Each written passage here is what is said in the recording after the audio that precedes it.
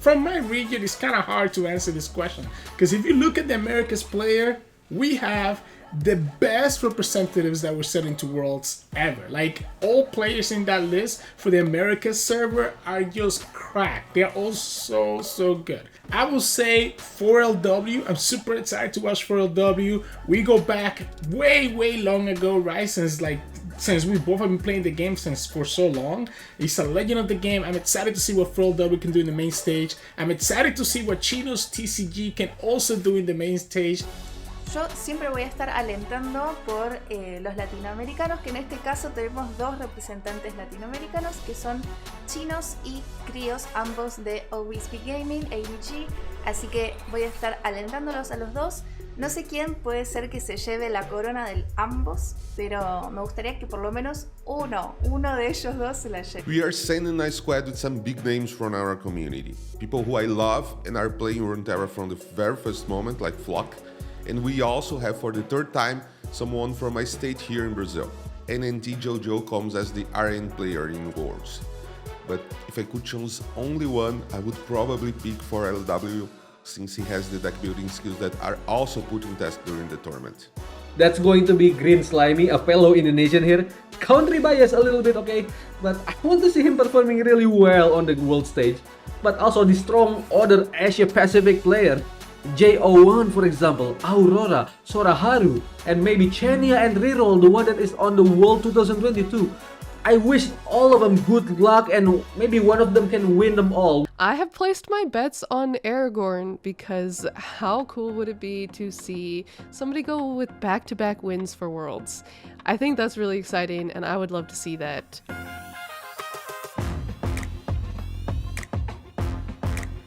That's a really easy answer. That's Elder Dragon. これは絶対雪犬です。1ラウンド目にオーメンホーク、2ラウンド目に雪犬、3ラウンド目に54ジャックス、4ラウンド目にスカウトの武具を装備した武器使いでジャックスがレベルアップします。Talvez Morgana de novidades, e eu acho que alguns players podem confiar muito no seu taco. Eles vão trazer um pouquinho de coisa antiga que eles confiam. Por exemplo, o player que joga muito com algum combo específico ou agro pode estar trazendo esse tipo de ideia. Então a gente sempre espera ver um pouquinho do gostinho de cada jogador. It's primarily Mordekaiser. I think Mordekaiser is everything I want from like a Red Gwen sort of champion, right? It's playing for flickering your like Reckoners or something and being able to play for like a turn 7 power turn, which is something that Red Gwen hasn't really had before. So I'd be most excited to see Mordekaiser do quite well. Like everyone else, I'm anxious to see the new cards, but I also want to see Deep at the top. Well, one of the cards that I want to see the most is one of the new cards that was just released in the new expansion, and that's going to be Morgana. I love Morgana. I was a support main that used to play Morgana back in League. I'm so excited to see her come to life in Legends of Runeterra, and the curses and the shackles seem really excited to kind of just flip the meta in its head. So I'm super excited to see what Morgana can do, but I'm also really excited to just kind of see like Elder Dragon, right? Like, he's such a funny looking card. I can't wait to see the Elder Dragon level up and actually win the game in the main stage. I don't really see what that card could do, and if competitors take it to Worlds, it's gonna be really exciting what kind of combos they come up with, and maybe we'll actually see the I cannot be stopped in action.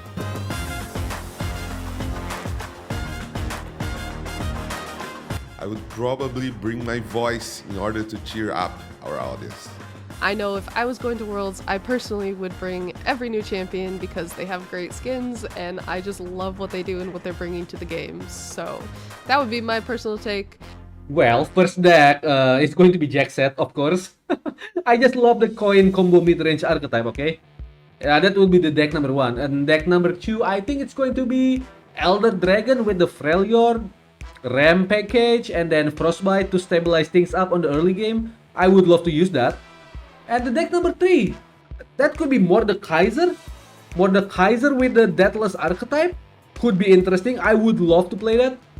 Yo soy muy fanática de los dragones, así que llevaría o Aurelion Sol Shyvana o alguna combinación que tenga con Aurelion Sol que le pueda restar, por ejemplo, el costo a las cartas, como por ejemplo con la cima de Targon, Targon's Peak, if I was lucky enough to make it there, it would definitely include one Mordekaiser deck. It'd probably just be Mordekaiser Gwen or some sort of deck that allows you to play for Reckoners.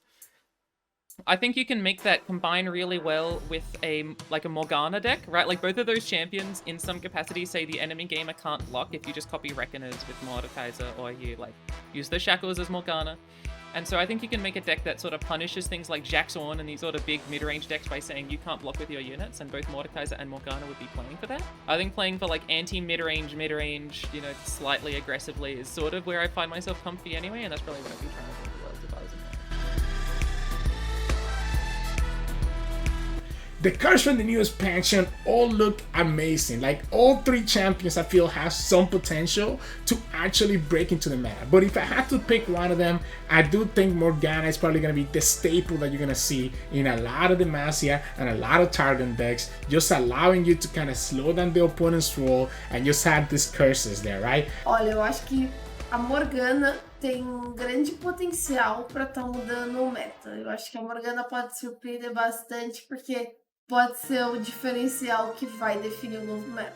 Well, I think the 3 new champions will be very important. Also, there are lots of players who are very good at deck building, so we see a lot of variety here on Wars. 最も楽しみなデッキはコントロールデッキです。でもプレイヤーの技術が最も出るのはコントロールデッキだから美しい芸術品のようなプレイが見れることを期待しています。